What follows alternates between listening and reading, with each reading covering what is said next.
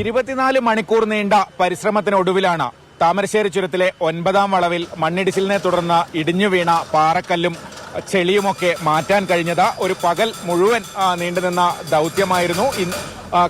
ഇന്നലെ വൈകിട്ട് 6:45 മണ്ണിടിച്ചിലുണ്ടായത്. അതിനുശേഷം ഗതാഗതം പൂർണ്ണമായും തടസ്സപ്പെട്ടിരുന്നു. ഇന്ന് രാവിലെ 7:20 ഈ ദൗത്യം തുടങ്ങിയത്.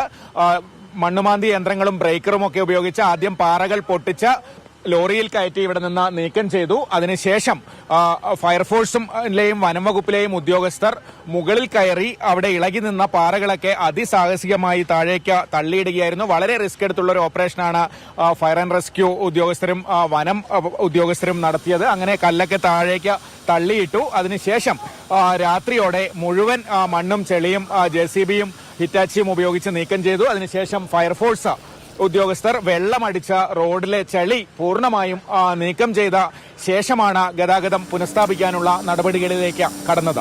മുഴുവൻ സർക്കാർ വകുപ്പുകളുടെയും ഏകോപിച്ചുള്ള പ്രവർത്തനം, അതോടൊപ്പം ജനപ്രതിനിധികളുടെ നേതൃത്വം, നിരവധി സന്നദ്ധ പ്രവർത്തകരും ഈ ദൗത്യത്തിൽ പങ്കാളികളായി. ചുരം ബ്രിഗേഡ് ഉൾപ്പെടെയുള്ള സന്നദ്ധ പ്രവർത്തകർ വളരെ നേരമായി ഈ ദൗത്യത്തിന് ഒപ്പമുണ്ടായിരുന്നു. ചുരത്തിലെ ഗതാഗത തടസ്സം പൂർണ്ണമായി നീക്കിയെങ്കിലും തൽക്കാലം ഇന്ന് രാത്രി കുടുങ്ങിക്കിടന്ന വാഹനങ്ങൾ മാത്രം കടത്തിവിട്ടാൽ മതി എന്നാണ് ജില്ലാ ഭരണകൂടത്തിന്റെ തീരുമാനം.